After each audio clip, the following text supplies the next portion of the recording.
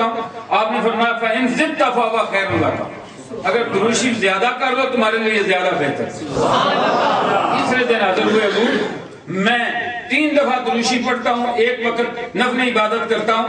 حضور نے فرمایا فَإِن زِدْتَ فَهُوَ خَيْرٌ لَكَ، اگر درود شریف زیادہ کر لو تمہارے لیے بہتر ہے۔ چوتھے دن حاضر ہوئے، صبح شام اٹھتے بیٹھتے چلتے پھرتے آقا میں ہمہ وقت آپ پر درود شریف پڑھتا رہتا ہوں۔ فرمایا تمہارے گناہ کا کفارہ اور تمہاری بخشش کا سبب بن جائے گا۔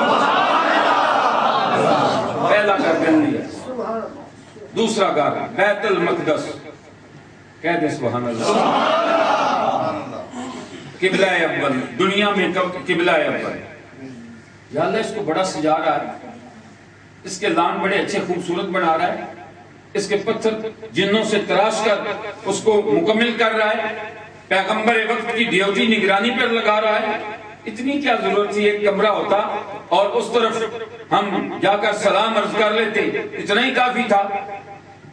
رب کریم نے فرمایا تم میری حکمتوں کو نہیں جانتے، میں تمہارے لیے اس لیے نہیں سجا رہا، کسی بادشاہ کے لیے نہیں سجا رہا، کسی منسٹر کے لیے نہیں سجا رہا، کسی قوم کے لیے نہیں سجا رہا۔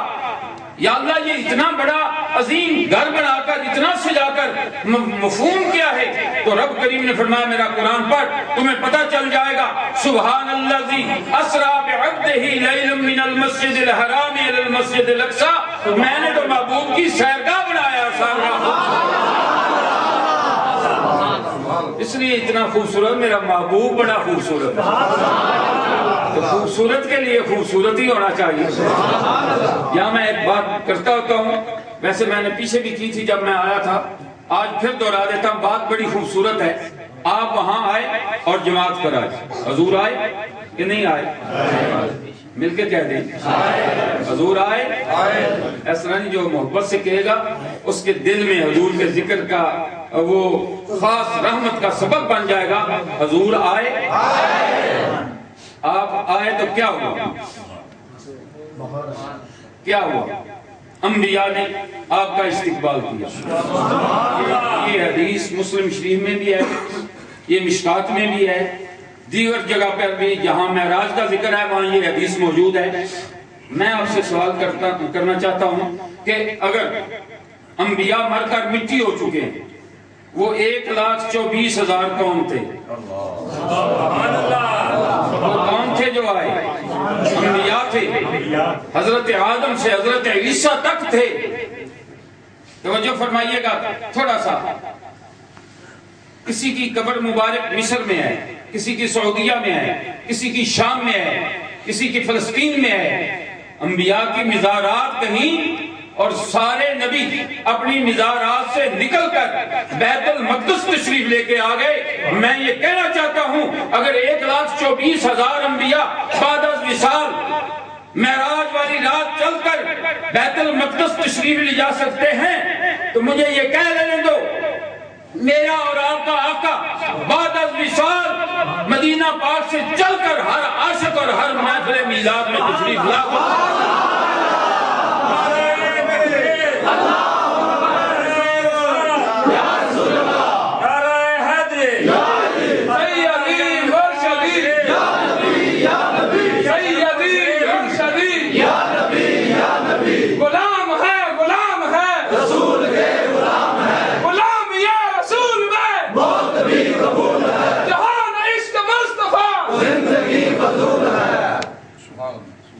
بات میں کرنے لگا تھا، درمیان میں یہ ایک نقطہ آ گیا، میں بیان کھنچ دیا۔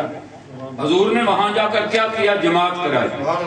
محبت سے آپ کے عشاق بیٹھے ہوئے، محبت والے بیٹھے ہوئے، آپ کے غلام بیٹھے ہوئے، کویت کی فضاؤں میں میرے حضور کی محبت کی خوشبو پھیلنی چاہیے۔ میں عرض کرنا چاہتا ہوں توجہ سے، ہم مذہباً حنفی ہیں، امام اعظم کو مانتے ہیں، اور آپ نے اپنی فقہ کی کتاب میں یہ لکھا ہے کہ ہر کوئی امامت کے لیے نہیں کھڑا کیا جا سکتا، کچھ شرائط ہیں جن کے مطابق ہو تو پھر امامت کرا سکتا ہے۔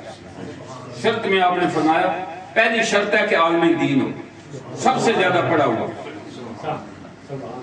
اگر تمام مثلا 10 آدمی ہیں، 10 ہی پڑے ہوئے، 10 ہی عالم دین ہیں، پھر کون کیا کرے؟ آپ نے فرمایا جو عمر رسید ہے اس کو آگے کھڑا کر، جو عمریں بھی سب کی تقریباً ایک جیسی ہوں، پھر کیا کریں؟ امام صاحب فرماتے ہیں پھر حسب و نسب دیکھیں، جس کا حسب اور نسب اچھا ہے اس کو آگے کھڑا کر لیں، اگر حسب نسب سے بھی اچھے ہیں تو امام صاحب سے پوچھا اب کیا کریں؟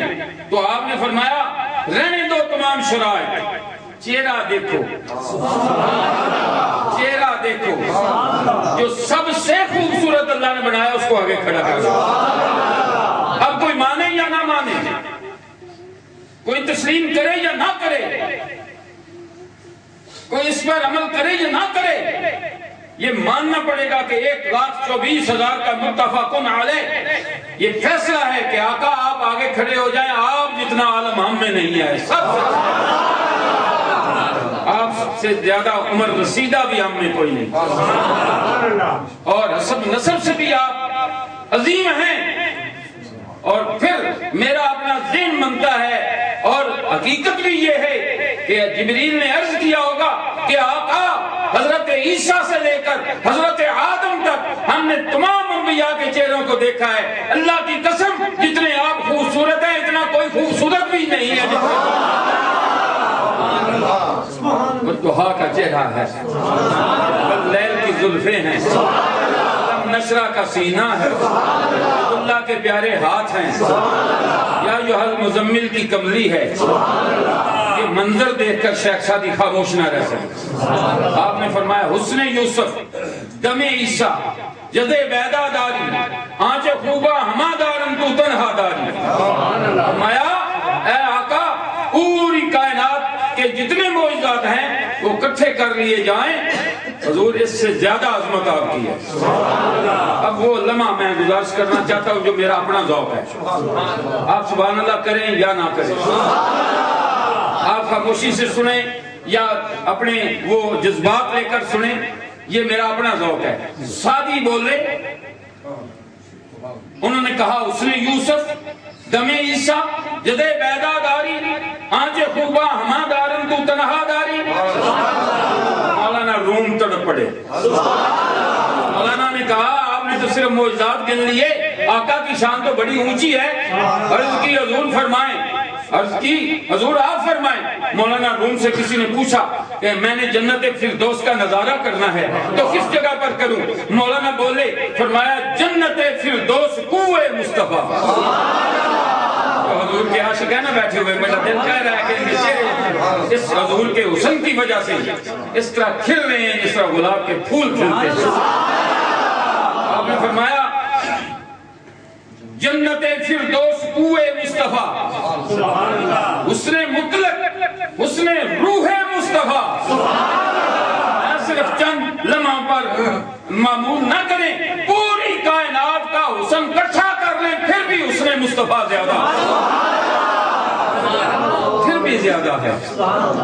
آگے خاموش نہیں رہ سکے، مولانا روم چلتے گئے، خاموش نہیں رہے۔ کسی کے حسن پر اس کا استاد راضی ہوتا ہے، کسی کے حسن پر اس کا باپ راضی ہوتا ہے، کسی کے حسن پر بیٹا راضی ہوتا ہے، کسی کے حسن پر لوگ راضی ہوتے ہیں، کسی کے حسن پر راگیر راضی ہوتے ہیں، لیکن مولانا فرماتے ہیں آقا اللہ نے ایسا حسن نہیں دیا کہ عام لوگ آپ کو دیکھ کر اس کا اندازہ لگا سکیں، بلکہ آپ فرماتے ہیں مولانا روم، آپ فرماتے ہیں کہ حسن مطلق، حسن روح مصطفیٰ، انبیاء حیران شد، انبیاء حیران شد، سے حسن تو